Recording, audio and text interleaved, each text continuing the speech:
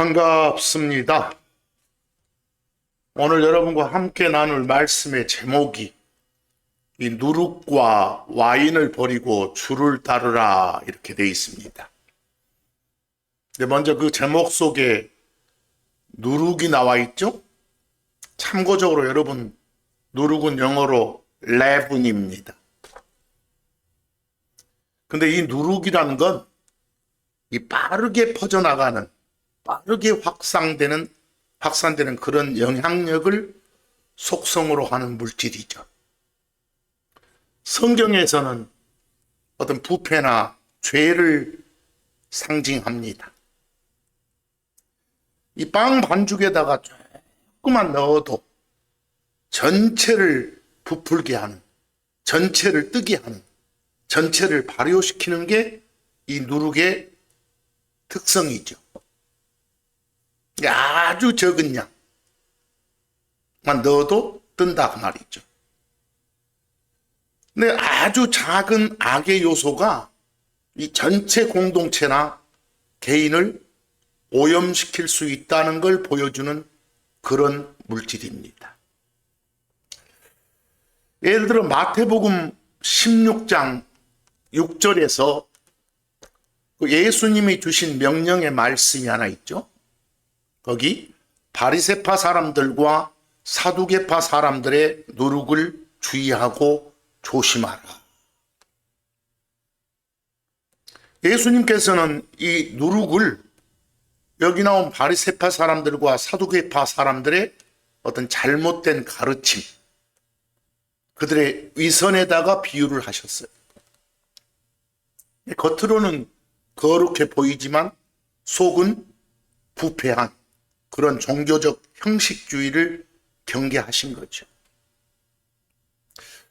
하나 더 고린도전서 5장 6절로 가보시면 그 사도 바울이 기록으로 준 말이죠. 거기서 사도 바울은 고린도 교회의 음행과 죄악, 그리고 고린도 지역 교인들의 어떤 도덕적인 타락, 사악함, 악의적인 거 이런 걸 지적하면서 누룩을 언급했어요. 그러니까 공동체 내에 작은 죄를 방치할 때 전체가 오염되는 걸 경고하고 있어요. 그러면서 하나님 따르는 삶을 위해서 죄의 요소를 완전히 제거할 것을 촉구했던 거예요. 고린도전서 5장 6절 너희의 자랑질이 선하지 아니하도다. 적은 누룩이 온 덩어리를 발효시킴을 너희가 알지 못하느냐 이렇게 전하고 있어요. 하나 더 볼까요? 갈라디아서에 보면 갈라디아서 바울 적은 누룩이 온 덩어리를 발효시키느니라 이런 말을 해요. 여기서는 이 지역에서는 이 혼의 구원에 관한 복음, 그게 내용이 뭐죠? 예수를 주요 그리스도로 이렇게 받아들여라죠. 근데 거기에다가 어떤 율법을 섞으려는 그런 시도가 있었어요. 진리를 변질시키는 그런 시도가 있었어요. 그걸 누룩에 비유한 거예요. 소위 말하는 은혜 복음에다가 인간의 행위를 섞는 그런 율법주의의 위험성을 말하는 거예요. 즉 순수한 진리에 섞인 아주 작은 비진리라도 누룩이라도 복음 전체를 변질시킬 수 있다는 걸 말하는 거예요. 그래서 거기 갈라디아서 5장 9절 밑에 제가 별표로 해놓은 데를 보면 원래 혼의 구원에 관한 진리는 뭐예요? 주 예수 그리스도를 믿으라예요. 예수를 주요 그리스도로 받아들이라. 그리하면 네가 구원 받으리라. 이게 혼의 구원에 관한 진리의 말씀이죠. 느닷없이 갈라디아 이 지역에 내려온 유대인들이 신자들을 향해서 딴소리를 하는 거예요. 그 사도행전 15장 24절 같은 그런 엉뚱한 말을 전하는 거예요. 너희가 할례를 받고 율법을 지켜야만 하느니라. 이래야 혼의 구원을 받는다는 거예요. 이거 없이 너희들이 혼의 구원 받았다면 가짜라는 거예요. 그들이 가짜면서. 이런 것들이 바로 이런 비진리가 누룩에 해당되는 그런 걸 상징한다. 자, 여러분, 지금 말한 이런 누룩과 마찬가지로 이 와인이란 게 있어요. 여기서 말한 지금 와인은 발효된 와인을 말합니다. 다시 말해서 술로서의 와인을 지금 말합니다. 포도주죠. 근데 이것도 어떤 부패와 발효라는 그런 속성을 갖는 물질입니다. 와인도. 이게 발효된 와인, 다시 말해서 술로서의 와인은, 포도주도 영적으로는 인간의 본성을 부패시키고 변질시키는 그런 죄를 상징합니다. 그러므로 성경에서는 이 누룩하고 발효된 와인, 술이죠, 포도주죠, 이 둘을 죄를 상징하는 그런 물질로 사용해요. 그런 걸 없애고 주를 따르라. 이게 오늘 말씀의 핵심이에요. 좀 더 나와서 여러분 참고적으로 금방 말한 이 누룩하고 어떤 술로서의 와인, 포도주 와인, 발효 후의 와인, 요 둘의 연관성이나 공통점을 좀 생각해 보세요. 누룩이라는 건 어째요? 가루 반죽을 부풀게 하고 뜨게 하고 발효시키고, 또 발효 전에 있던 와인, 새 와인 그래요? 포도주 브로스 와인, 그걸 발효시켜서 부패된 술로 변하게 만들어요. 누룩이. 그래서 아까도 말했지만 아주 소량의 누룩이 온 덩어리에 퍼진다고 했잖아요. 그러듯이 술도 어째요? 역시 온 몸에 퍼져가지고 인간의 이성을 마비시키고 전신을 지배하죠. 둘 다 처음에는 미미해 보이지만 결국 전체를 장악한다는 공통점이 있잖아요. 누룩이란 건 빵의 본질을 바꾸는 것이고, 술은 사람의 성질을 바꾸는 거잖아요. 이건 둘 다 주께서 창조하신 원래의 순수한 그런 모습을 파괴하는 죄의 파괴력을 보여주는 거예요. 이 시간, 오늘 이 시간 여러분과 저는 우리 신앙생활 중에 우리 자신들을 서서히 갉아먹는 두 가지를 경계하고자 합니다. 그게 바로 누룩과 술로서의 와인입니다. 성경에서 이 둘은 단순한 음식이나 음료 이상의 의미를 지녀요. 성경에서 이 둘은 우리 내면을 부패시키고 주 하나님과의 관계를 무너뜨리는 그런 전념성과 확장성을 가진 죄를 상징해요. 둘 다. 심지어 성경은 뭐라고 하는 줄 아세요? 이 누룩과 발효된 와인을 곁에 두는 게 바로 보이지 않는 부패의 시작을 가져오는 거라고 해요. 그래서 없애라고 합니다. 특히 성경은 우리한테 누룩처럼 퍼지는 죄의 영향력을 아까 갈라디아서 5장 9절처럼 경고하죠. 아주 적은 양의 누룩이 반죽 전체를 부풀게 하듯이 우리가 신앙생활에서 허용하는 아주 작은 죄의 습관, 뭐 거짓말 한마디라도, 누구를 시기 질투하는 마음 하나라도, 이런 것들이 결국 우리 인격 전체를 죄들로 가득 차게 만든다는 거예요. 누룩이란 건 지 스스로를 과시하면서 막 부풀리잖아요. 하지만 그 속은 텅 빈 공기일 뿐이네. 그게 바로 위선과 죄의 실체죠. 여러분, 성경은 이 누룩 경고 말고도 이성을 마비시켜가지고 육신의 욕망들을 따라 살게 만드는 이 발효된 와인, 술을 경고해요. 발효된 와인, 술로서의 와인, 포도주 와인은 이 누룩의 작용으로 만들어진 결과물이에요. 성경은 발효된 와인이, 술로서의 와인이 사람을 거만하게 만들고 막 소동하게 만든다고 해요. 술에 취한 사람이 자기 몸을 가누지 못하듯이 죄의 쾌락에 취한 자는 자기 제어력을 잃고 성령님의 통제를 벗어나서 육신의 욕망을 따르게 되는 거예요. 이는 하나님을 따르는 성도의 모습이 아니죠. 누룩이 빵을 변질시키듯이 발효된 와인, 술 역시 우리의 영적 분별력을 흐리게 해서 주 하나님의 음성을 듣지 못하게 하는 그런 공통점이 있는 거예요. 그렇다면 여러분과 저는 어떻게 살아야 된다는 거예요? 바로 오늘 말씀의 제목으로 누룩과 와인을 버리고 주를 따르라처럼 발효된 와인과 술로서의 와인과 누룩을 버리고 주를 따라 살아야 됩니다. 특히 바울 사도는 여러분과 저한테 그 누룩 제거하라고 명령을 해요. 고린도전서 5장 7절에서 거기서 말한 사도 바울이 언급한 엔 누룩은 단순히 그냥 빵을 부풀리는 효모를 말하는 게 아니에요.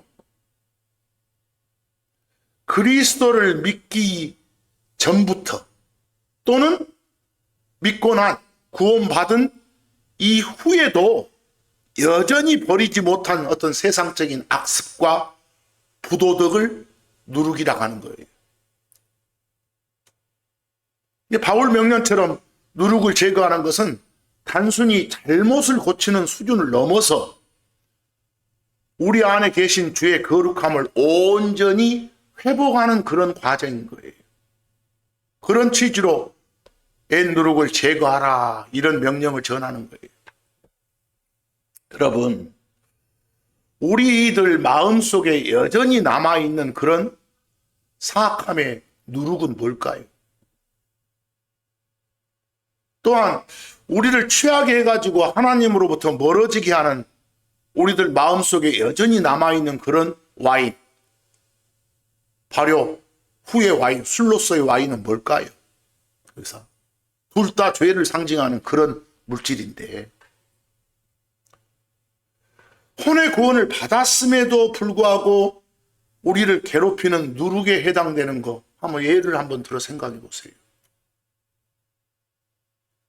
그래서 누군가가 내가 저 사람보다는 남보다는 하나님을 더 따르는 삶을 살고 있다 이런 생각, 착각을 한다고 해봐. 일종의 자기 의의를 가지고 있다고 해봐. 그게 누룩이에요. 그런 게 아까 바리새파 사람들의 그런 누룩하고 같아서 자신의 허물을 보지 못하고 타인을 판단하고 사는 거예요. 또 한 가지, 혼의 구원을 받았음에도 여전히 여러분과 저를 괴롭히는 그 누룩에 해당되는 게 뭘까요? 한번 생각해 보세요. 간혹가다 뭐 이 정도는 괜찮겠지, 이런 안일함을 가지고 막 타협하잖아요. 그런 게 누룩이에요. 예를 들어 고린도 교회에 침투했던 그런 음행처럼 세상의 가치관을 교회와 마음 안으로 조금씩 받아들이는 그런 태도, 이런 게 뭐라고요? 다 누룩이라고요. 그러면 여러분과 저를 취하게 해가지고 하나님으로부터 멀어지게 하는 그런 우리들 속에 있는 와인은 뭘까? 성경에서 술에 취하는 것은 어째요? 정신을 흐리게 해가지고 주 하나님 뜻을 분별하지 못하게 하는 걸 말하고 있어요. 뭐 여러분, 오늘날 여러분과 저를 영적으로 취하게 만드는 그런 와인에 해당되는 거 한번 예를 한번 들어보세요. 뭐 유튜브 중독 현상 같은 거 말이에요. 그런 것도 될 수 있어요. 어떤 미디어, 또 자극적인 문화, 하나님의 말씀보다는 세상에 막 가십거리 중요시하고 그런 것에 먼저 반응해서 영적 감각이 마비되잖아요. 그럼 그런 것들 자체가 와인에 해당되는 거예요. 제거해야 될 와인. 그런 거 말고도 때로는 돈이 모든 문제를 해결해 줄 거라는 그런 생각, 신념에 취해가지고 진짜 모든 것의 공급자이신 주 하나님을 신뢰하지 않는 그런 물질 만능주의. 이런 것도 우리한테는 와인에 해당되는 거예요. 근데 사람들 칭찬에 막 또는 중독돼가지고 하나님의 평가보다 사람들 눈치를 더 살피는 그런 현상. 근데 사람들이 어떤 인정과 평판, 어떤 정치적 이념적 선동, 성경적 가치보다는 세상의 사상에 막 침투해 있는 거, 그래가지고 형제 자매들을 미워하고 분쟁 일으키는 거, 이런 것들이 다 뭐라고요? 세상의 와인이라니까요. 술로서의 와인. 이런 것들을 제거하라고요. 그럼 어떻게 대처해야 되냐? 아까 고린도전서 5장 7절에 바울은 대처법이 뭐였어요? 단호하게 누룩을 어쩌라고? 제거하라고 하잖아요. 너희들 의지로. 특히 에베소서 5장 18절 같은 데는 술 취하지 말라고 해요. 그런 발효된 와인에 취하지 말라고까지 명령해요. 세상의 와인, 이 포도주에 취해 비틀거리지 않으려면 우리는 매일매일 우리 속에 있는 누룩과 와인을 점검하고 하나님의 성품을 온전히 반영하는 그런 태도를 견지해야 되겠죠. 거기 별표의 에베소 5장 18절 Be not drunk with wine. 와인에 취하지 마라. 이런 명령이에요. 자, 여러분 오늘 이 시간 이 모든 부패한 것들을 내어 버리기로 다짐합시다. 오직 주께서 주시는 진실과 진리의 누룩 없는 바, 그리고 순수하고 신선한 발효 전의 와인, 포도즙 그러죠? 이런 것들로 우리 마음을 새롭게 해야겠다라고 다짐합시다. 하나님을 진심으로 두려워하면서 그분의 성품을 닮아가는 그런 하나님 따르는 백성으로서 죄의 진노를 피하고 오직 주 하나님의 은혜 안에 거할 수 있도록 우리 마음을 새롭게 하십시오. 그게 오늘 말씀의 핵심입니다. 근데 조금 추가해서 이 와인에 대해서 좀 알아보기로 합시다. 추가 학습으로. 거기 제가 별표에 와인 해놓고 그 오른쪽에는 새롭단, 새것이단 영어 뉴를 붙여서 뉴 와인 그려놨습니다. 여러분 와인이 뭐예요? 와인은 그냥 포도에서 나오는 액체, 이게 와인입니다. 근데 포도나무에 달린 그 송이에서 떼어난 포도에서 나온 액체라면 그걸 뉴 와인 그럽니다. 새 와인 이렇게 해요. 그건 포도즙을 말하죠. 여러분 송이에서 막 떼갖고 떼어내서 짰을 때는 그건 신선하고 깨끗한 액체잖아요. 그걸 포도즙 그래요. 그걸 포도즙으로서의 와인 그러고, 그렇다는 걸 확실하게 나타내려고 새 와인, 뉴 와인 그러는 거예요. 근데 이런 것들이 시간이 지나면 어떤 효모 작용, 이 누룩에 의해서 발효되면서 이산화탄소를 배출해요. 그럼 술이 되는 거예요. 그게 발효 후의 와인, 포도주로서의 와인이에요. 그러니까 앞으로 와인이 나오면 성경에서 이게 술로서의 와인을 말하냐, 즙으로서의 와인을 말하냐, 이 구분을 좀 잘 해보시라고요. 구분이 힘들어요. 몇 구절 보면서 한번 공부하듯이 해보겠습니다. 거기 마태복음 9장 17절에 사람들이 새 와인을 낡은 부대들에 넣지도 아니하나니 그렇게 하면, 즉 새 와인을 낡은 부대들에 넣으면 부대들이 터져 와인이 흘러나오고 부대들도 못 쓰게 되느니라.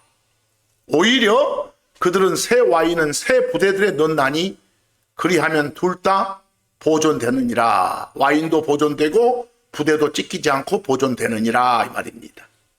이 말씀은 그 마태복음 9장 17절뿐만이 아니라 마가복음 2장 22절, 누가복음 5장 37절, 누가복음 5장 38절에 연달아 이 표현이 그대로 언급됩니다. 자, 거기서 여러분 예를 들어서 낡은 부대에다가 헌 부대에 곧 터지거나 막 찢겨질 위험성이 있는 그런 낡은 부대에다가 발효 전의 와인, 짠 그런 와인을 넣으면 이게 그 속에서 발효가 되겠잖아요. 발효되면서 발생하는 그 가스의 압력을 견디지 못하고 나중에 그 부대가 터져버린다는 거예요. 이해되세요? 따라서 이 새 와인은, 즉 발효 전의 와인은 정말 신축성 있는 새 부대에다가 담아야 그 발효 가스를 견딜 수 있다라는 그런 말이에요. 여러분, 이미 발효가 끝난 와인이라면, 술로서의 와인이라면, 포도주로서의 와인이라면 어디에 넣어도 부풀어 오를 위험이 없으니까 낡은 부대에 담아 넣어도 터질 이유가 없잖아요. 새 와인이기 때문에, 발효 전의 상태의 즙으로서의 와인이기 때문에 이 부풀어 오를 것에 대비해서 새 부대에다가 담는다, 이 말씀이에요. 아시겠죠? 이 마태복음 9장 17절은 뭘 비유하느냐?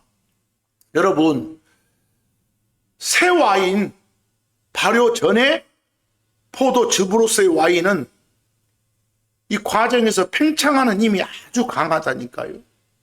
이건 예수 그리스도의 생명력, 아주 생명력 넘치는 그런 은혜 복음이 여기 새 와인에 해당되는 거예요. 그리고 여기서 말한 이 낡은 부대는 그 유대교의 전통이라든가 율법주의적인 형식, 그들의 굳어버린 종교적 관습, 또 아까 말한 바리새파 사람들 같은 그래서 그런 사람들의 형식적인 의식, 막 금식하고 이런 것들을 상징해요. 또 여기 새 부대 그러면 예수 그리스도의 아주 생명력 넘치는 그런 은혜의 복음을 담을 수 있는 새로운 체계, 시스템, 새로운 신앙 형태, 이런 걸 말하는 거예요.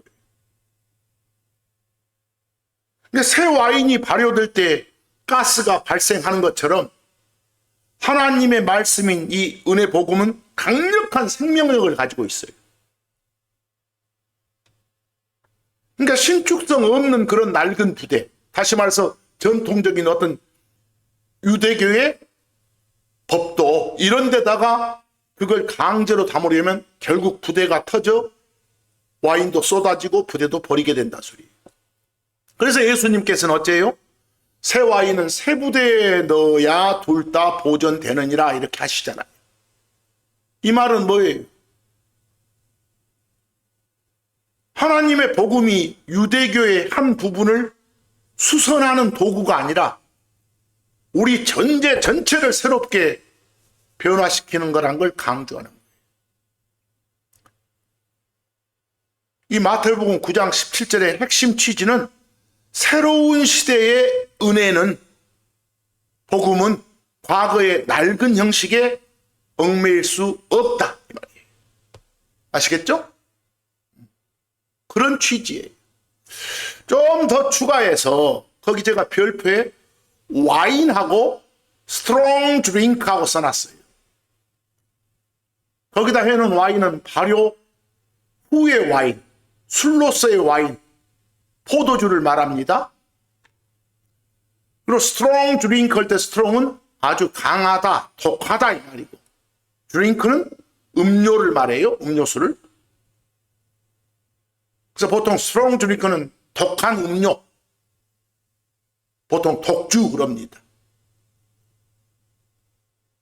근데 성경은 이 둘을 엄격히 구분해가지고 나열해요. 예를 들면 뭐 와인이나 독한 음료, 독주를 마시지 말라 이렇게. 와인이나 독주를 이러면 와인과 독주를 따로 구별을 하잖아요. 그럼 와인요, 술로서의 와인은 뭐고, 술로서의 와인은 재료가, 원료가 포도잖아요. 그러면 어떤 독주 할 때 이때 원료는 여러분이 말하는 어떤 곡주, 과실주 이런 걸 말해요. 원료가 뭐 보리라든가 뭐 대추야자라든가 뭐 꿀 이런 것이 원료가 되는 거예요.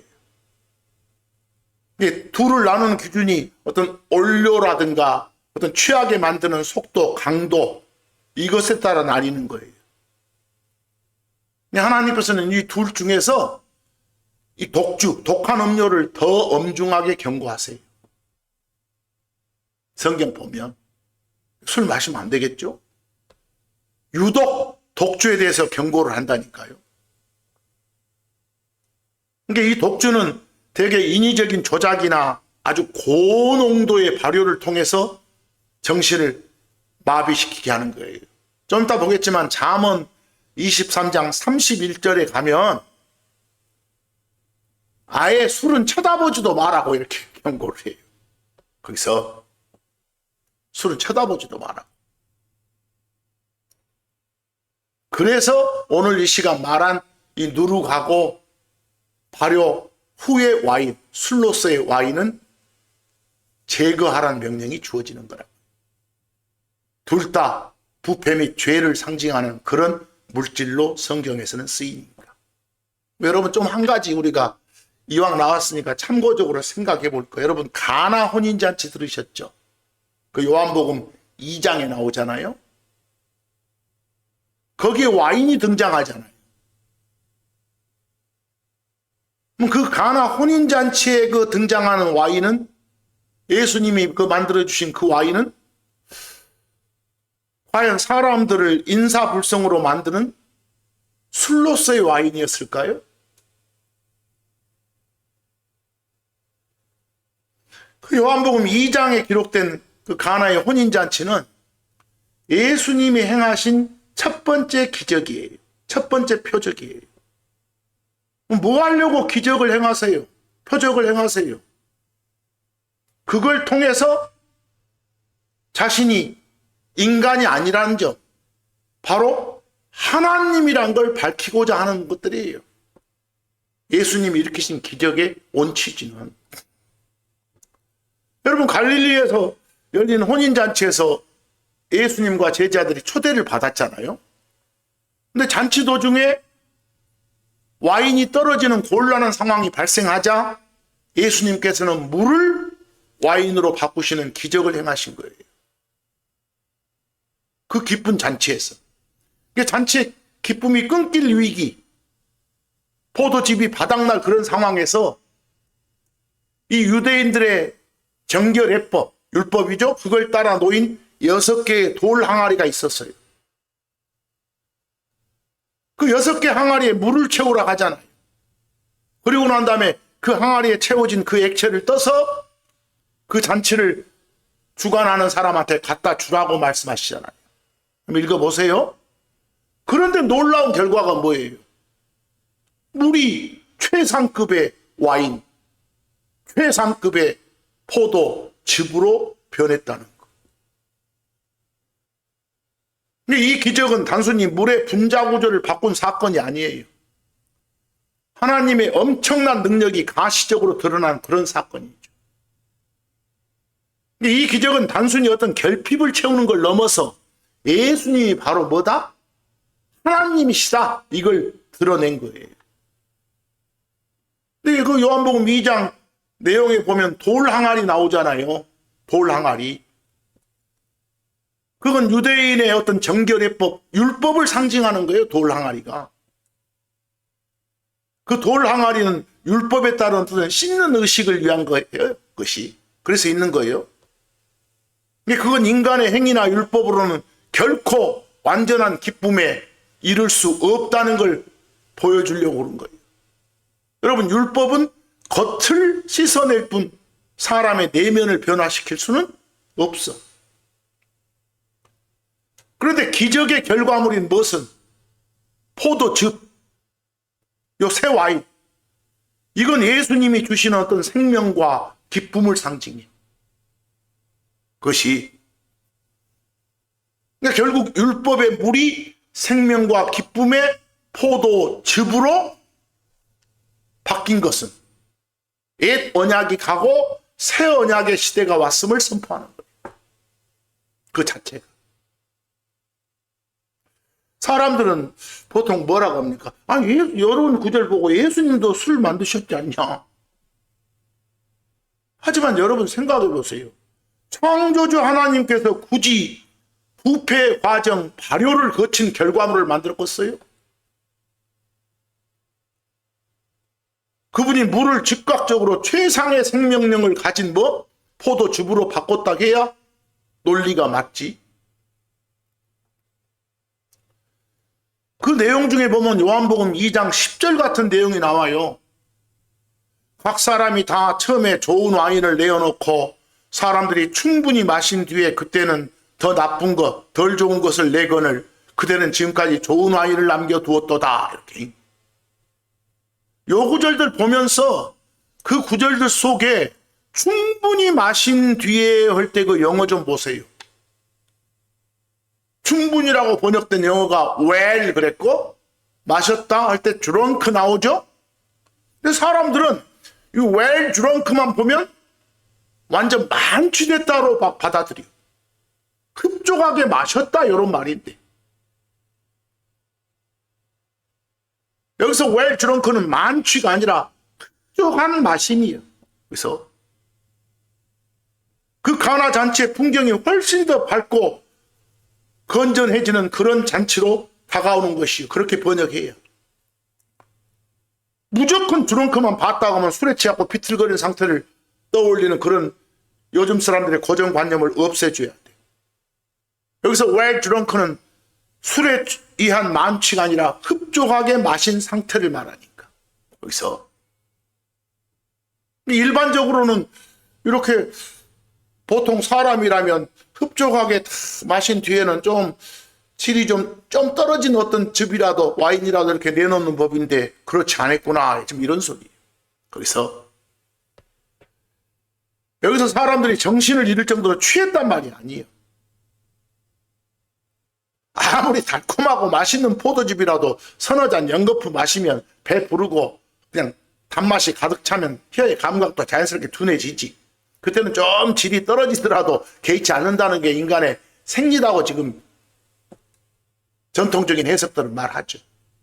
근데 여러분 만약에 이 가나 잔치의 사람들이 이미 알코올에 취해 있는 상태였다면 그 잔치는 이미 무절제와 방탕으로 흐르고 있었을 거예요. 난리 났을 거예요. 더군다나 여러분 거룩하신 주 하나님께서 이미 만취한 자들한테 수백 리터의 술을 더 공급하셨다고 생각해봐. 그것은 그들의 방탕을 도우신 격이 되잖아. 하지만 그들이 좋은 포도즙을 흡족하게 마신 상태였다면 예수님은 이 결핍된 기쁨을 채워주신 것이고 창조주의 권능으로 세상에서 맛볼 수 없는 가장 순수하고 신선한 와인, 포도즙을 선물하신 거예요. 상식 논리로 봐도 여기에 나온 와인은 발효 전의 와인이다. 포도즙으로서의 와인이다. 여러분 하나님께서는 아까 에베소서 5장 18절 명령처럼 뭐라게 와인에 취하지 마라. 술 취하지 말라고. 술 처먹고 해롱해롱 하지 말라고 말이에요. 그리고 경고하시고, 심지어는 하박국 2장 15절 가면 이웃한테, 남한테, 형제자매한테 술 마시게 막 권하는 그런 사람한테도 화가 있다고 하시고, 그런 하나님이 이미 사람들이 취해 있는 상태에서 알코올 도수가 높은 술을 수백 리터나 더 만들어 주셨다면 그건 예수님이 죄를 조장한 셈이 되잖아. 그럴 리가 없잖아요. 거기 하박국 2장 15절 봐보세요. 자기 이웃에게 음료를 주고 네 부대를 그에게 주며 또한 그를 취하게 만들어 네가 그들의 벌거벗음을 보게 하는 자에게는 화가 있을지어다. 이렇게 술 권하는 것도 안 된다고요. 철저하게 금하고 있어요. 그래서 바로 이런 모든 점으로 미뤄봐서 그 가나 잔치에서 만드신 것은 발효 이전에 완벽한 와인이었다. 즉 포도즙이었다. 이렇게 보는 게 하나님의 거룩함을 지키는 그런 해석이죠. 그렇죠? 그럼 성경에서 누룩이 부패를 상징하듯이 이 발효 자체를 막 뜨게 만드는 그 자체를 부패 과정으로 보는 거예요. 과학적으로 발효란 건 뭐예요? 누룩이 효모가 당분을 파괴하는 그런 과정이잖아요. 생물학적으로 발효는 포도즙 속에 있는 이 당분이 효모에 의해서 누룩에 의해서 파괴돼 가지고 알코올로, 술로, 가스로 변하는 그런 과정이에요. 성경에서는 늘 누룩을 죄와 부패의 상징물로 보죠. 그런 것처럼 이 발효나 발효의 결과물인 뭣도 포도주, 술 역시 죽음과 부패의 상징으로 보는 거예요. 이걸 버리고 살아라. 이게 지금 오늘 말씀이에요. 여기서 특히 성경이 말하는 와인은, 발효 전 와인은, 포도즙으로서 와인은 어떤 살아있는 열매의 생명력이 가득한 상태예요. 특히 피를 상징하고 생명을 상징하는 그런 물질이에요. 포도즙은. 그러나 발효로 인한 결과물로서의 와인은, 발효 후의 와인, 술로서의 와인은 죄와 부패의 상징물이고, 상징하는 게 달라. 성경에서 누룩이 죄를 상징한다면 그 누룩이 액체 속에서 작용해가지고 만들어내는 알코올, 술 역시 당연히 본질적으로 부패한 상태를 의미하겠잖아요. 그러죠? 따라서 주 하나님이 만드신 그런 좋은 와인이 부패 산물일 수는 없잖아요. 그래서 그런 점들을 잘 구분하시라고. 하나 더 말해봅시다. 여러분들, 주의 만찬 성찬식 같잖아요. 거기서도 와인이 등장하잖아요. 그 와인은 특히 피를 상징하잖아요.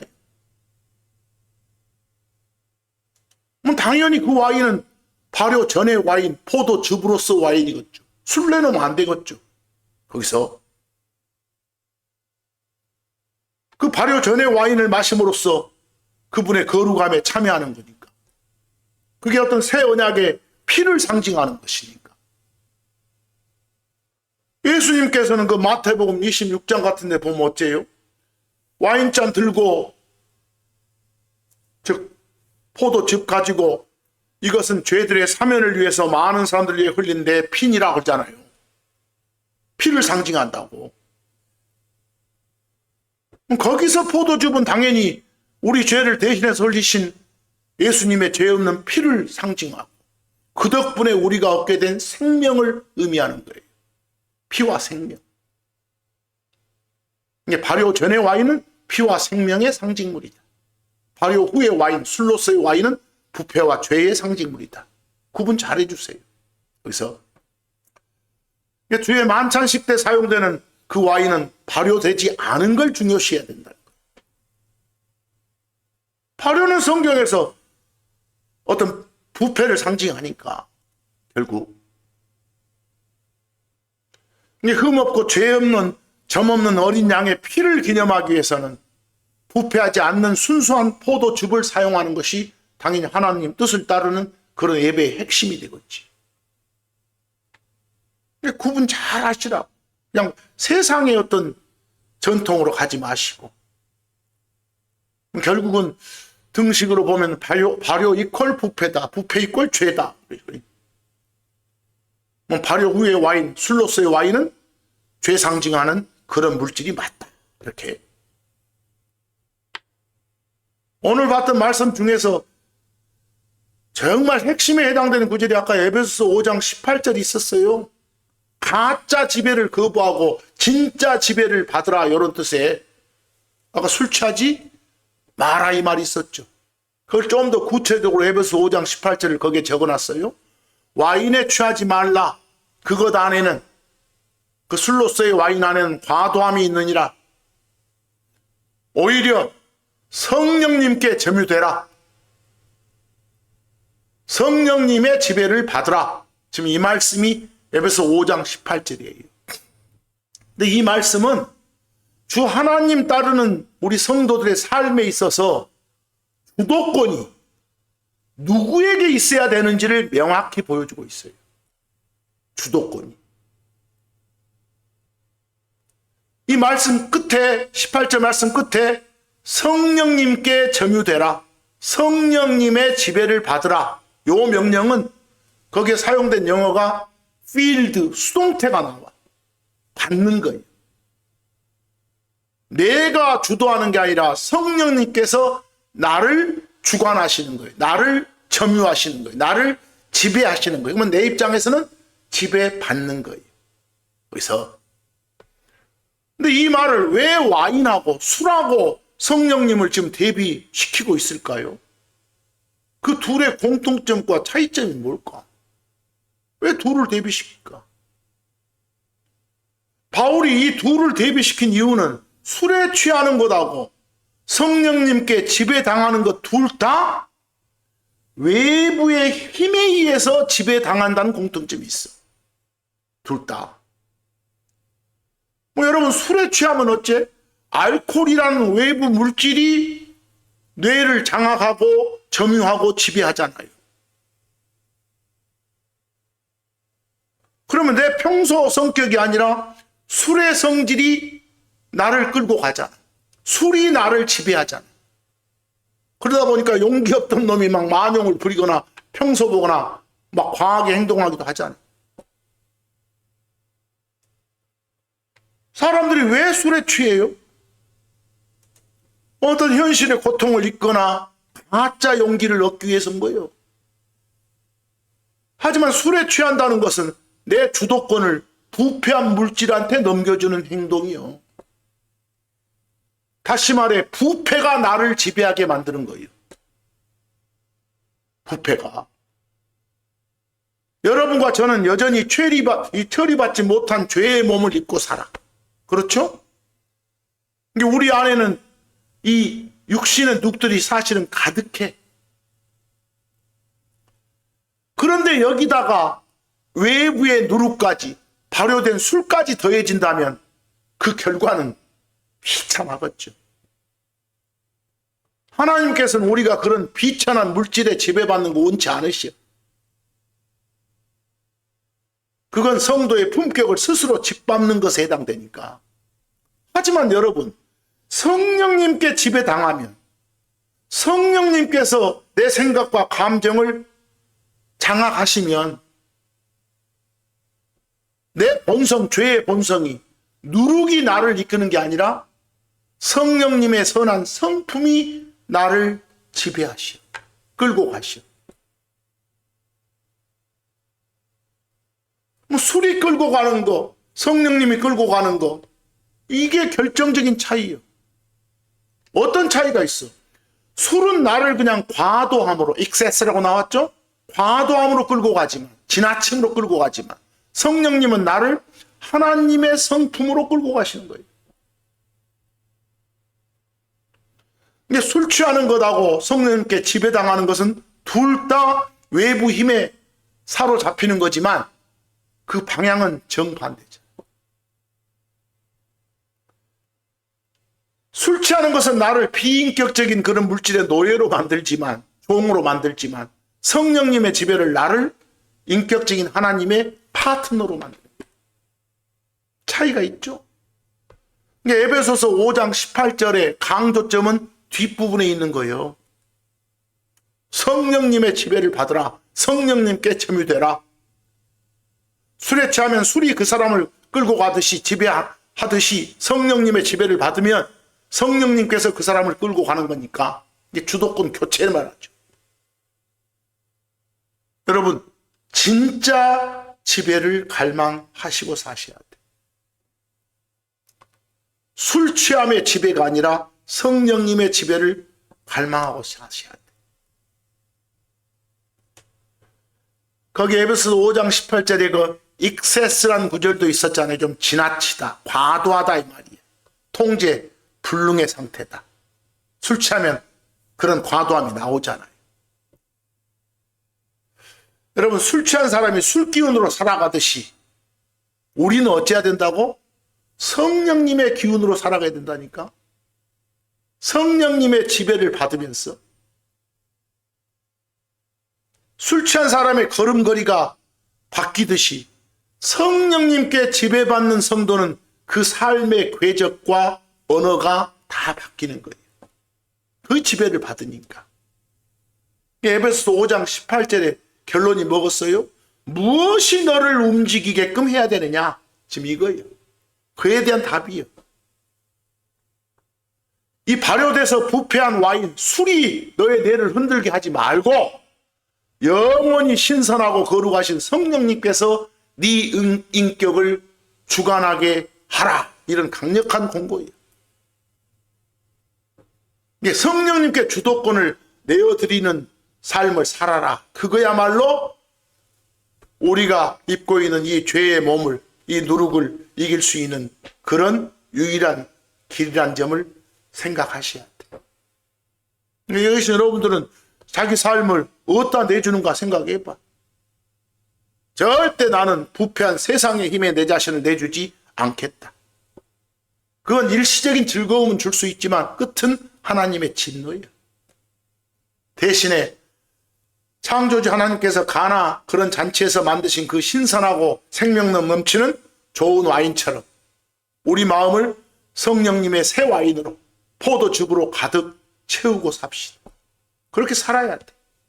거기서 그래서 에베소서 5장 18절에 거기 내가 다시 적어놨어. Be filled with the Spirit. 성령님으로 feel 받아라. 이렇게. 보통 여기다가 충만이란 말을 많이 쓰는데 조금 조심할 게 있어요.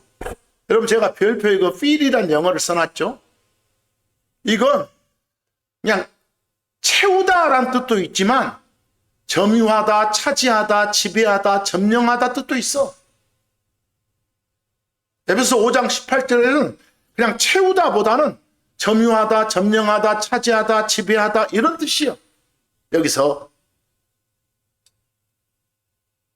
특히 필의 수동태 필들은 뭔가 가득 채워져 어떤 채워짐의 의미가 있는 게 아니라 뭔가에 지배되는 거, 뭔가에 차지되는 거, 뭔가에 점유되는 거, 뭔가에 점령되는 그런 의미. 누구한테 주도권이 있냐를 더 적나라하게 알려줘. 거기 참고적으로 여러분 그 창세기 21장 19절 같은데 그 부대에 어떤 병에 부대에 물을 채워 이런 거 나왔어. 그 하갈의 이야기인데 그래서 거기에 필 나오면 우리가 평소 말하는 필이요 채우다 그러죠? 근데 좀 느낌이 달라져. 누가복음 5장 26절 봐봐. 그들이 모두 두려움에 차 있었다 이랬어. 이 말에도 필이 나오죠? 두려움이 그들 모두를 차지했다. 점유했다. 그들 모두가 두려움한테 아주 제압당했다. 두려움이 주도권을 가지고 그들을 완전 지배해서 그들로 하여금 어떤 식의 행동을 하게 만들었다. 이런 뜻이에요. 속뜻이 여기 있는 필이 지배하고 차지하는 거예요. 그 누가복음 6장 11절도 그들이 노기가 가득하여 이렇게 가득해서 나왔죠? 이거 속도 생각해 봐봐. 어떤 노기가, 분노가, 광기가 그들을 장악하고 차지하고 점유했단 말이에요. 그들에 대한 주도권이 어떤 노기, 광기에게 있었다 이 말이죠. 요한복음 16장 16절도 하나님께서 너희 마음에 근심이 가득하였도다 그랬죠. 이 말도 근심, 걱정, 슬픔이 너희 마음을 완전히 장악했다, 점유했다, 차지했다. 너희 마음은 그것으로 지배당해 있다 이 소리예요. 이 마음의 주도권이 근심, 걱정, 슬픔에 있다는 것이지. 그래서 에베소 5장 18절의 필이 그런 느낌이라는 거. 맨 충만, 체험 이러니까 뭔가 에너지일까? 이런 식의 오해들을 하는 것이요. 그런 식 오해들. 다음 오늘 말씀들, 내 안에 누룩을 제거하라. 내 안에 어떤 와인, 술 제거하라. 이런 말씀들은 결국은 어떤 부패의 지배를 받을 것이냐, 아니면 거룩한 영이신 성령님의 지배를 받을 것이냐, 이런 말이에요. 그래서 이 말들이 여러분, 영 하나님 성령님이 모든 걸 지배하고 조종하는 사람은 평소 자신처럼 행동하지 않고 완전 새 사람으로서 새로운 창조물로서 행동하는 거예요. 여러분은 어느 쪽에 해당됩니까? 평소에 성령님을 주인으로 인정하고 여러분이 여러분의 모든 정권을 성령님한테 내드리고 지배받습니까? 그렇다면 그것을 일컬어 성경이 아까 뭐라 한다고요?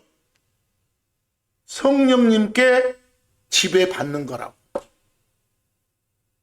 뭐 성령이라는 에너지로 채움받는 게 아니라, 거기서 성령님이란 주인이 결정한 일에 순종하는 건 때로 내 마음에 들지 않을지도 모르지만 그걸 그대로 지배를 받으라, 온전히 내어드리라고 말이에요.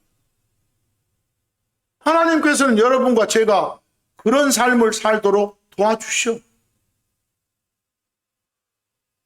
그러니까 우리는 마치 우리가 주인 행사하면서 성령님을 속상하게 만들면 안 돼. 거기서 그럴 때는, 불순종할 때는 성령님의 그런 열정에 찬물을 끼얹으면서 그 억누르게 되는 것이에요. 그렇게 우리가 살면 성령님은 우리 통해서 아무것도 못 하시는 거예요. 우리 안에 계신 성령님은 어떤 지성, 감정, 의지 다 가지고 계신 분이에요. 근데 그런 성령님의 지혜를 내 지혜보다 낮게 평가하고 성령님의 감정 건드리고 의지를 거역할 때 슬퍼하신다니까. 그래서 우리한테 바울을 통해 주시는 명령이 에베소 4장 30절, 거룩한 영이신 하나님 성령님을 슬프게 하지 말라고. 그 말은 술 취하지 말고 평소 누룩이나 술에 지배권을 주지 말고 성령님한테 주도권을 드리고 살아라 말이에요. 안 그러면 슬퍼하십니까? 그리고 데살로니가서 5장 19절처럼 성령님을 억누르지 말라고, 뭐 성령의 불을 끄지 마라 이러지 말고, 불이 어디 나와 거기에. quench not the spirit. 성령님이 나의 주도권을 가지고 활발히 움직일 수 있도록 내어드리라고.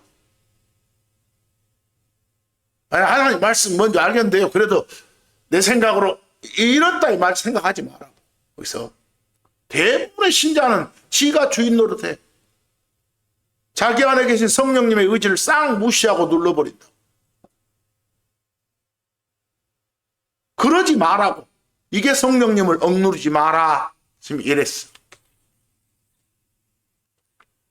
그러니까 아까 에베소 5장 18절에 성령님께 지배받으라, 성령님의 점유되라, 이런 말씀은 성령님을 주인으로 모시고 순종하면서 인도받고 살라는 거예요. 주도권 내어드리라고. 근데도 이상하게들 번역이 돼 있다 보니까 그냥 어떤 찌릿함을 주는 어떤 에너지나 그런 영향력에 해당된다. 이렇게 오해하는 사람들이 많이.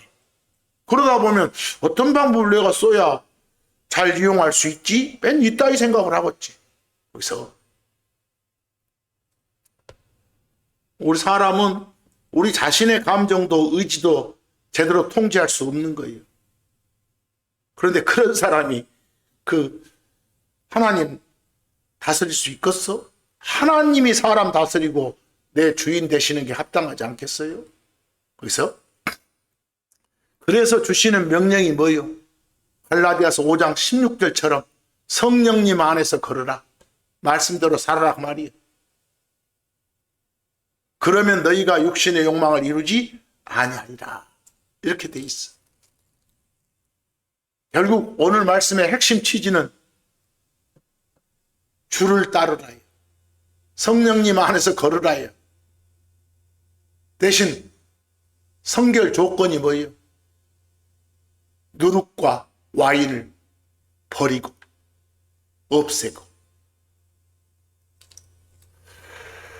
이게 핵심인데 거기 제가 쭉 그 자료 밑에다가 그 와인이 포도즙인지 아니면 술로서의 포도주인지 이거 좀 구분하게 만드는 구절들을 쭉 거기 적어놨어요.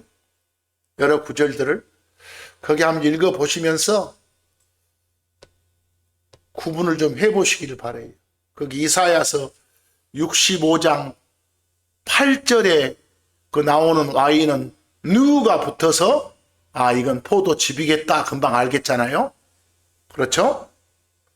시간 있으면 좀 설명할 텐데 시간이 많이 흘렸네요.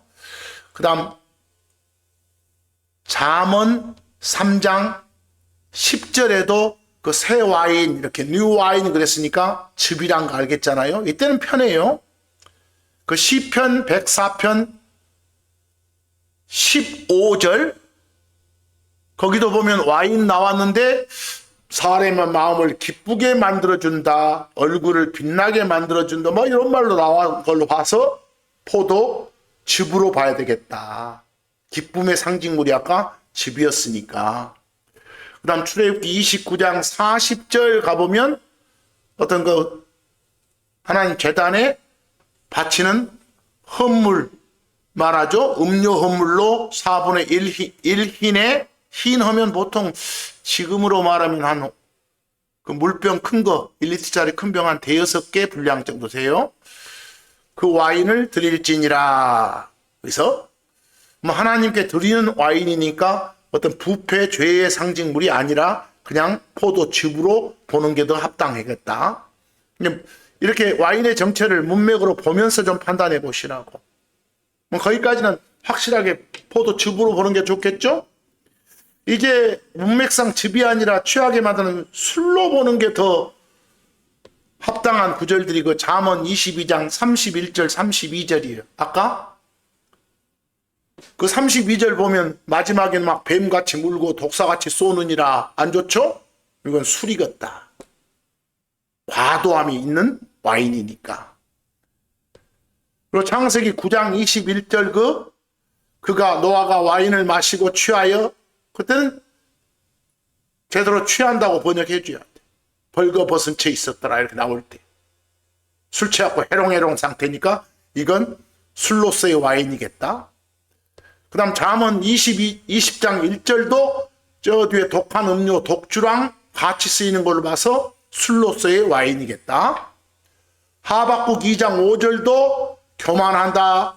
또 와인으로 인해서 범법한다. 이걸로 봐서 술이겠다. 이런 식으로 금방 알 수 있겠죠?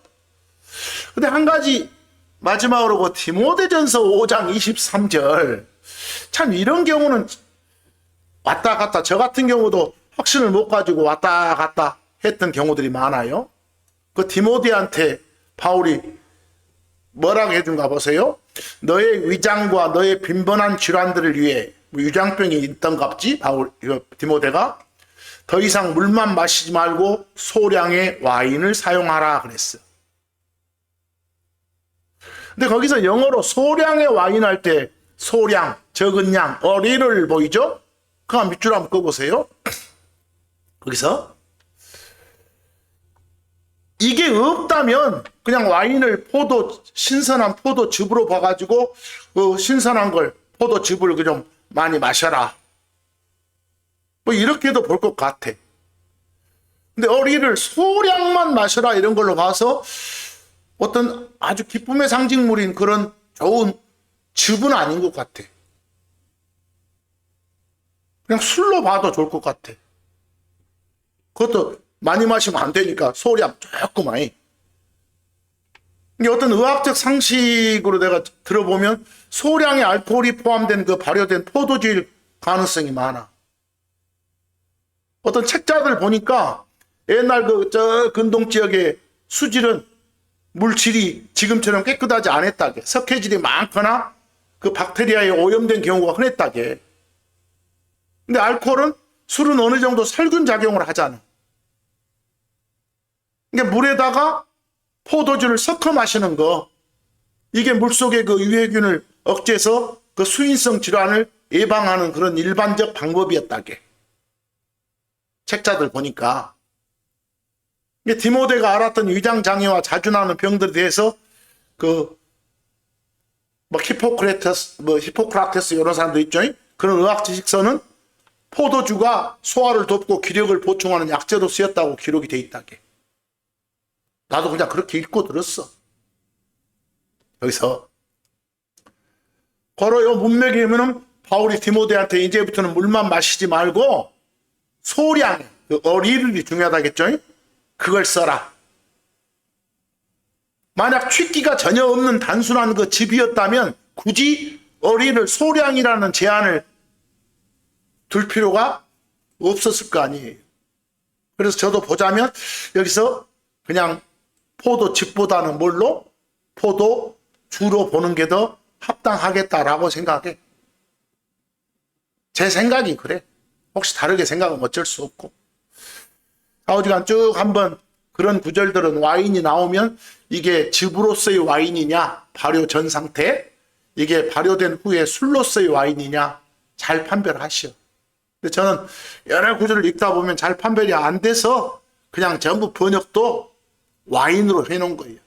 해놓고 나서 문맥 보면서 이 와인은 발효 전이구나, 발효 후구나 라고 판단하고 있습니다. 그래서 제가 거기에 구절들을 할 때 와인은 전부 다 그냥 와인으로 번역해놨어. 그래서 문맥 보고 판단하시라고. 자, 오늘 말씀대로 누룩이라든가 와인은, 술로서의 와인은 다 부패와 죄의 상징물로 성경에서 말한다. 고로 그런 걸 없애자, 버리자. 그리고 주 하나님 따르는 삶을 살자. 이것이 오늘 말씀의 핵심입니다. 그런 삶이 되기를 간절히 소망하면서 오늘 말씀 여기서 마칩니다.